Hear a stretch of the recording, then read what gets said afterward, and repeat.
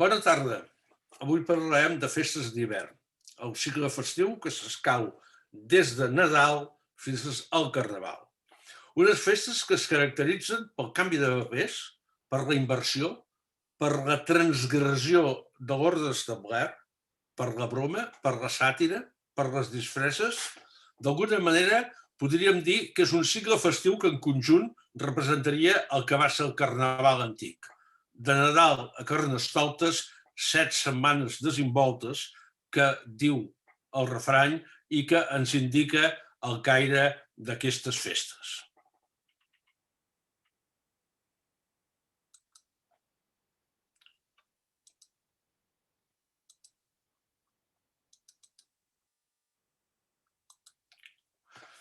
Doncs bé, intentarem explicar aquest cicle festiu a partir de diversos exemples, bàsicament de poblacions del camp i del Priorat, procurant que siguin festes que se celebrin en l'actualitat. Ja veureu que moltes fotografies són relativament recents, perquè evidentment el treball de camp l'hem anat fent al llarg del temps i, vulguis o no, hem necessitat que diversos anys i les festes evolucionen, però també, quan convingui, recordarem festes del passat.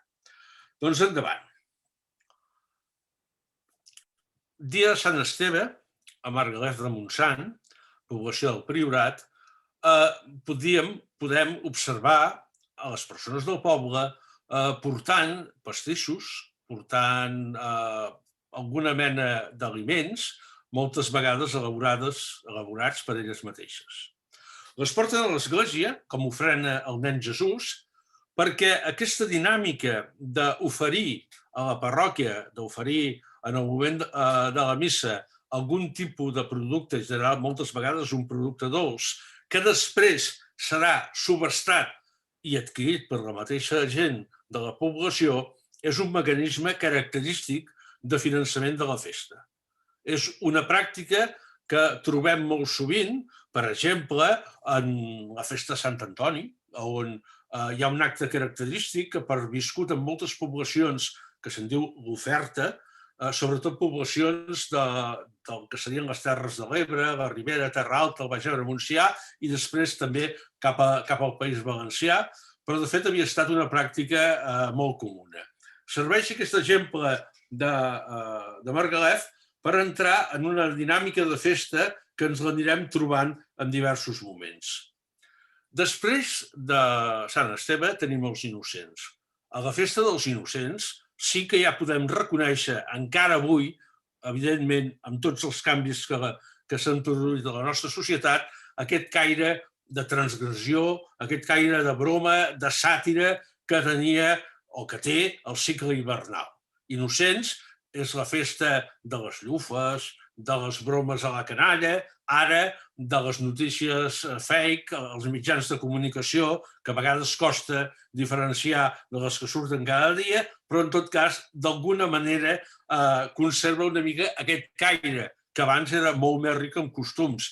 Era una festa de fadrins, era una festa en què la gent jove prenia una mica el poder, es creaven ajuntaments burlescos que dictaven normes estrafolàries, com cobrar alguna mena d'impost per anar a buscar aigua a la font, o com en el cas d'una població propera a Reus, a Castellvell, cobraven un impost per entrar al poble i participar de la festa. Però us he volgut posar un exemple de Reus perquè m'ha semblat especialment singular i representatiu del caire burlesc carnavalesc de la festa. Hem de tirar bastants anys enrere, a finals dels anys 50, quan comença la cursa per l'espai, quan russos i americans comencen a intentar enviar coets a l'exterior. Doncs en aquell moment una colla de gent inspirada, diguem-ho així, de la ciutat de Reus, se'ls hi va ocórrer que la ciutat també havia d'enviar el seu propi coet a l'espai i van crear l'Espadec. Els primers anys, a base d'anar posant notícies a la premsa i que corregués, molta gent de fora s'ho va creure. Fins i tot van arribar a pensar-se que alguna cosa sorprenent i espectacular passava a la ciutat. A Reus ja sabíem que era una broma. El coet, normalment fet de cartró i de fusta, no ha aconseguit al llarg de tota la seva història enlairar-se massa. Senzillament peta, es crema, s'omple tot de fum i les restes a vegades desapareixien.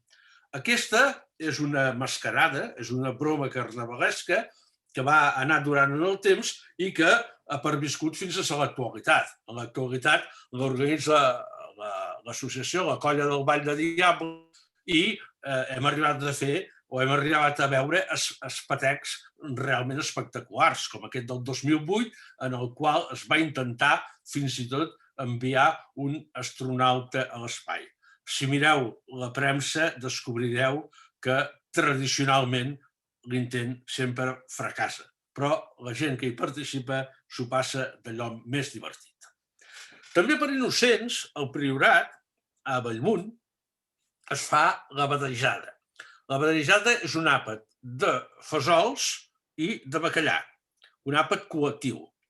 Aquí veiem una imatge de fa forces anys ja, i aquesta més recent, ja veieu que la cosa tampoc canvia tant. Es prepara la badejada a l'exterior i després tot el poble en menja. És l'últim dia del que seria la festa major d'hivern dels innocents. Els àpats comunitaris, les menjades col·lectives, sovintejaran durant tot aquest cicle festiu i tindran la seva culminació en la festa del Carnaval. I s'apropa Reis. I la festa de Reis, evidentment, la veiem lligada al cicle nadalenc. Com a continuació, els reis són uns personatges que apareixen en la narració evangèlica, aquests mags que es van apropar a Betlem a retre homenatge a l'infant Jesús. El que passa és que la festa de Reis també ha conservat tot un seguit de rituals que tenen a veure una mica amb l'ús del foc, del soroll, una mica aquest despertar de la natura. Era molt habitual que abans, quan això de les cavalcades, sobretot en les poblacions petites, no s'acostumava tant, els reis fossin uns personatges misteriosos que la canalla no arribava a veure mai. Però la nit abans o la tarda abans procuraven fer molt de soroll perquè els reis d'Orient no passessin de llarg. Amb les esquelles, amb les campanes dels animals, o bé arrossegant rastres de llaunes, com encara fan a Vilaplana. Una pràctica que realment és molt sorollosa, que és absolutament viva i que també trobem en alguna població, per exemple, a la Ribera d'Ebre, Tivenys, i podríem posar molts altres exemples. Pràctiques que esquelles i campanes han estat substituïdes pel soroll dels pots de llauna. També rituals de foc. La festa de Reis és una festa de falles, d'atxes també, són els dos noms que solen rebre.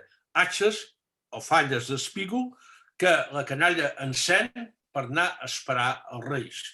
En altres indrets de Catalunya també n'hi ha, o bé fan servir fanalets. Però aquí, a les nostres comarques, havien estat molt comunes les atxes i falles d'espígol que es conserven en alguna població, com poden ser la Riera de Gaià, com pot ser Vandellòs, per exemple, o bé, doncs, en el cas del Priorat, a Margalef. En el cas de Margalef, per exemple, és interessant observar que és un poble molt petit, al peu de Montsant, que té molt poca canalla en aquest moment. Per tant, és una festa que probablement hauria desaparegut si fos per la canalla que hi ha al poble, però que concentra la nit del 5 de gener molts xiquets i moltes xiquetes que tornen o que venen al poble amb les seves famílies perquè ho són els pares o ho són els avis. I en aquest sentit, m'agradaria fer observar com moltes vegades les festes d'hivern, que potser no són tan participades pels forasters com seran les festes majors d'estiu, tenen un caire local fortament identitari a vegades de retrobament de la comunitat, fins i tot de la comunitat d'origen, d'aquells que ja no hi viuen, que ja no són del poble, però que aquell dia tornen al poble per celebrar una festa que en cada lloc és una mica diferent. Són pràctiques que, per exemple, en els pobles del voltant de Margalef no trobaríem. Això que veiem en aquesta festa del 5 de gener ho podem observar també amb altres celebracions del cicle festiu, com pot ser Sant Antoni o com pot ser Sant Sebastià o altres celebracions. I encara, si parlem de la vinculació de la festa de Reis en aquest cicle festiu hivernal, ens queda un altre element que ha fet com un viatge d'anada i tornada. Em refereixo al tortell de Reis. Aquí veieu les faves. Ara, quan comprem un tortell de Reis, comprem un dolç que ens agrada i ens trobem un paperet que diu que li surt la fava paga. La cosa era una mica més elaborada. Trobar la fava era una forma de triar el rei de la festa. I aquest rei de la festa era un rei carnavalès que tenia dret a imposar als altres participants a l'àpat alguna mena de norma, que en el cas que fos gent fadrina, doncs podia tenir un caire força provocador. Aquest és un costum força antic, documentat des de temps medievals, però que aquí a Catalunya havia minvat moltíssim. Hi ha altres indrets d'Europa, França, per exemple, ha estat molt vigent i continua sent-ho. Hi ha altres parts de l'Estat que ha tingut més continuïtat, però potser aquí a Catalunya no es practicava tant, però que en els últims anys ha tornat a agafar moltíssima força. Avui, de fet, el tortell de Reis forma part una mica de les pràctiques, dels costums assumits de tot el cicle nadalenc, tot i que en els seus orígens es connecta amb aquesta tradició, diguem-ne, més carnavalesca. A la imatge veieu faves, que poden ser faves seques naturals, faves fetes de terrissa, algunes, o senzillament faves de plàstic. A banda d'això, hi ha tot el tema de les figuretes, que seria llarg de començar a exposar, que poden, a banda del típic rei, poden representar tota mena de personatges i fins i tot en alguns països han generat un col·leccionisme molt potent. Els francesos en diuen favofilia. I arribem a Sant Antoni, la festa dels animals, o la festa de les persones que feien servir els animals per treballar. Sant Antoni era un sant molt valorat, molt apreciat, que comptava amb una gran devoció. Alguna vegada alguna persona gran, no, més d'una persona gran m'havia dit allò de que jo de creure no crec ni en Déu ni en la Mare de Déu, però per Sant Antoni portava a beneir l'animal, perquè els animals eren la força de treball per als treballs agrícoles, per les activitats agrícoles, eren la força de treball per al transport de mercaderies i de persones o per tota mena de maquinària que necessités tracció a sang, fos un molí, fos el treu aigua, fos allò que fos necessari. Per tant, Sant Antoni era una festa absolutament important, cabdal, que a més reuneix molts elements de celebracions més antigues. Però aquí ens centrarem només en alguns detalls. La benedicció dels animals, per tant, al posar sota la protecció del sant els animals era important. Aquí veiem una imatge de Cornudella i una altra que podria ser de qualsevol indret, que ens mostren l'evolució.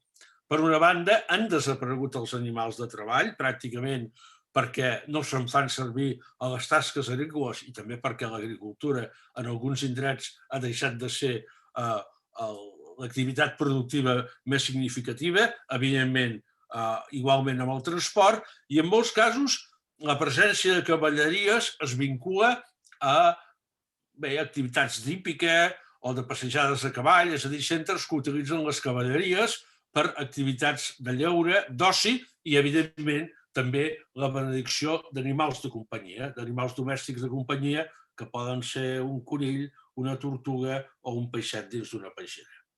La festa de Sant Antoni ha evolucionat de moltes maneres. Després de la benedicció era habitual fer curses amb els matxos, amb els rucs, més per fatxenderia o en premis tradicionals com eren un gall, un conill i una ceba, en alguns indrets aquestes curses han esdevingut competicions hípiques professionals. És el cas de Vila-seca, que constitueix un element representatiu o dels elements més representatius de la festa de Sant Antoni.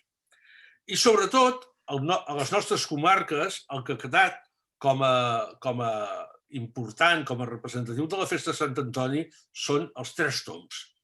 Els tres tombs que donaven els carros, les cavalleries, els matxos, els rucs, després de la benedicció.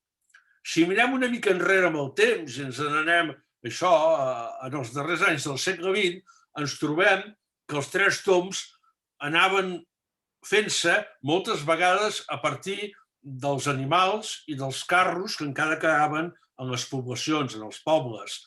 A vegades fins i tot carros que ja no es feien servir, però perquè aquell dia hom procurava trobar un animal per poder treure al carrer.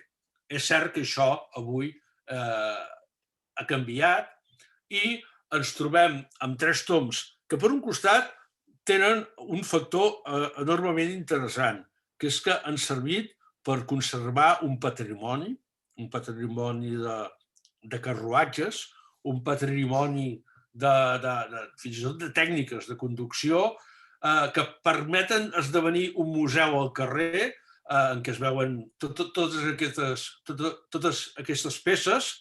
El cas dels tres tombs de Valls en serien un exemple molt representatiu a les nostres comarques. El que ha passat també és que com que Sant Antoni és el 17 de gener i en tot cas es pot celebrar al voltant del 17 de gener, com es fan tantes festes els caps de setmana anterior o posterior, realment de tres tombs no n'hi cabrien tants. I s'ha acabat generant un circuit de tres tombs que s'extén pel gener, pel febrer, pel març, per l'abril i fins i tot més tard, en què d'alguna manera les persones que conserven carruatges, que són propietaris dels animals, doncs fan aquest circuit i d'alguna manera gaudeixen o troben una sortida en aquest fet de tenir. M'agradaria aquí parlar-vos d'una festa singular, que al primer cop d'ull podrien semblar uns tres tombs, però és diferent.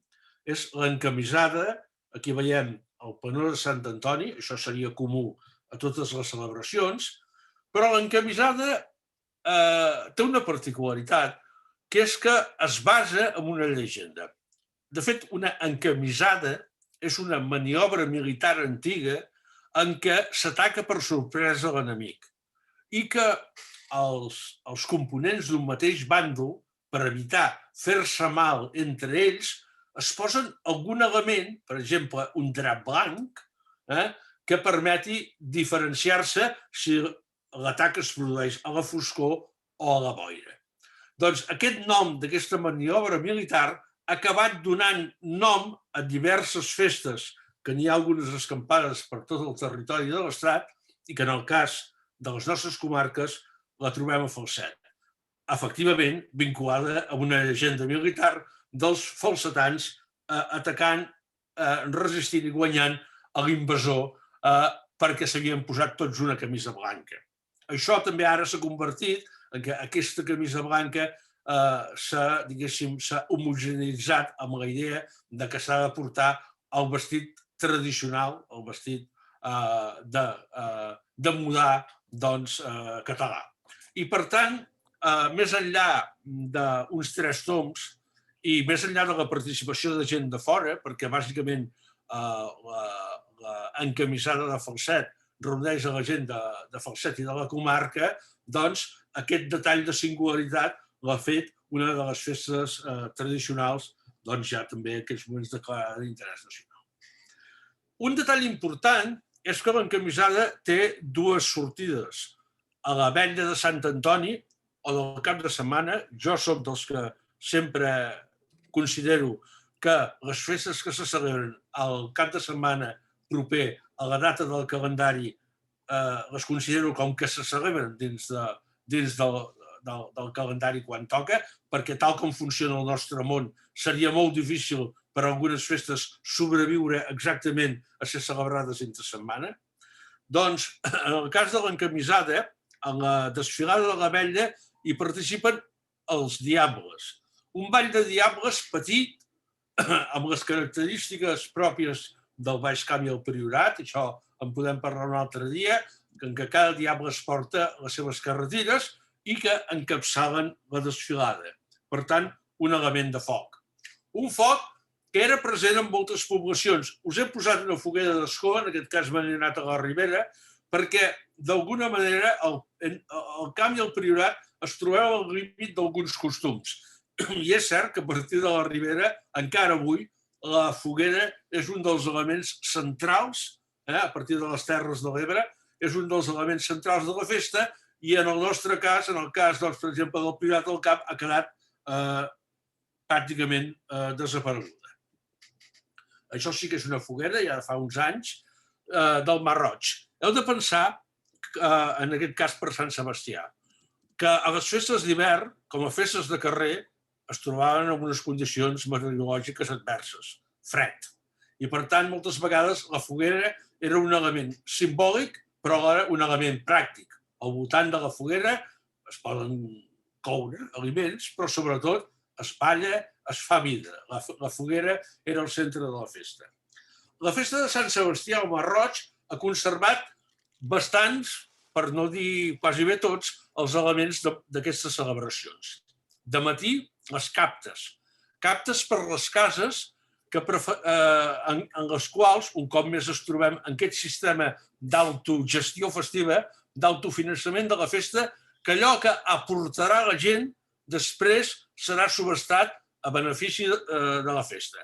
En aquest cas, capta al matí, es passa per les cases, la gent fa les seves aportacions de coses de menjar, comprades o obrades a la mateixa casa, i aquí observem un artilugi, la ballesta, amb una cistella, que serveix per recollir coses directament als balcons, que havia estat força utilitzada en la cultura popular. La trobem, per exemple, en aquest cas, per recollir el que està oferint aquesta senyora, però també la trobem documentada per Carnaval o la trobem documentada per les caramelles.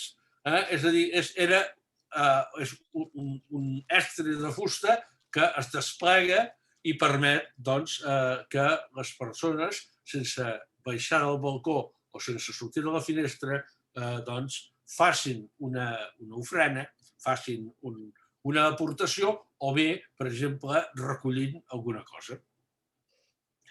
I aquí m'agradaria donar-vos, fer notar la importància d'un element també gastronòmic de menjar que és cabdal, que és la coca.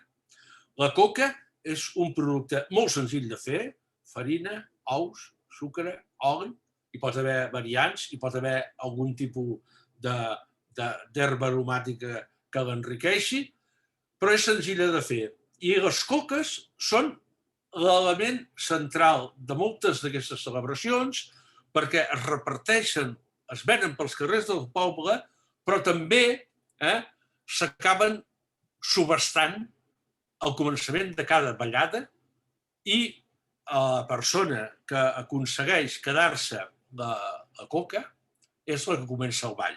En el cas del Mar Roig, veieu que no només se subhasten coques, sinó que se subhasten lots que estan preparats amb els guilandos. Els guilandos són totes aquestes aportacions que ha fet la gent i que s'han recollit durant el matí. La persona que es queda el lot o que es queda la coca té dret a començar aquella dansada. Més enllà del valor de la coca, el que es posa en joc és el prestigi de començar cada ball i, per tant, això és el que feia i és el que fa que hi pugui haver una certa pugna per aconseguir començar la ballada. Això ens ho trobem igualment amb les festes d'hivern com en els balls de coques, que és una denominació genèrica de les nostres comarques que es ballen a l'estiu. Tindrem ocasió de tornar-ne a parlar. I a ballar, el ball de plaça tradicional de les nostres comarques ens trobem una mica al límit, però a partir del Baix Camp cap al sud, la jota. La jota era el ball, i encara avui al Priorat tenim nombrosos exemples de jota, com en trobem si tirem més cap al sud, cap a les Terres de l'Ebre i cap al País Valencià. De fet, la jota és un ball absolutament present en el conjunt dels països catalans, potser menys en les comarques de la Catalunya Vella. I de Sant Sebastià arribem al febrer i ja som a Sant Blai. Sant Blai, haguéssim pogut esmentar també la Candelera, la benedicció de les candeles, tots aquests costums o totes aquestes dites que ens parlen de si la Candelera riu i plora, que assenyalen la fi de l'hivern, el començament de la primavera. En realitat, quan parlem de la celebració del Carnaval, veurem que és una festa mòbil que es mou segons el calendari de la lluna, i la Candelera fa referència amb això, a la situació de la lluna. Però anem a Sant Blai.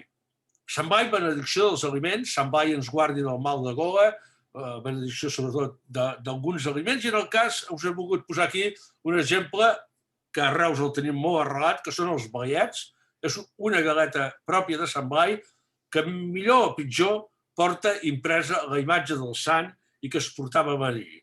És una pràctica, la benedicció potser no tant, però el fet d'anar a comprar blaiets als forns i a les pastisseries, o fins i tot intentar-se fer blaiets a casa amb l'ajut d'aquests motlles, com podia trobar a les llauneries d'aquí Reus. Aquest és d'una que estava actualment ja tancat al Raval de Santa Anna. Doncs és una pràctica que continua absolutament viva. A Falset, Sant Blai té un costum específic i fins i tot sorprenent que neix a començaments del segle XX, quan una colla de gent jove comença a fer el coc de Sant Blai, que és un coc llarguíssim, tan llarg que ha d'anar articulat per poder-se moure pels carrers i tombar les cantonades. És una mena de coc d'aquestos que porta, que en diríem de recapte, que porta diferents productes vegetals, que porta llonganissa i que al final és sortejat o repartit, i també es reparteixen aquests productes dolços i ensucrats que poden canviar de nom d'un lloc a l'altre. Us he volgut fer referència en diversos moments a la gastronomia, perquè a vegades quan parlem de festa parlem molt dels actes de carrer, després en veurem segurament quan parlem d'altres festes de la imatgeria popular, del ball, de la dansa, de la música, i tot això és cabdal i evidentment constitueix la festa, però tota aquesta part més gastronòmica que a vegades queda en segon terme és especialment important. I arribem a Carnaval i ens quedem aquí, perquè porto molta estona xerrant i penso que amb aquesta primera visió que hem tingut del cicle festiu podem afrontar en una propera conversa, si us animeu a més a fer preguntes pel xat a partir d'ara, doncs com s'ha celebrat i com se celebra en l'actualitat del Carnaval a les nostres comarques. Gràcies per l'atenció.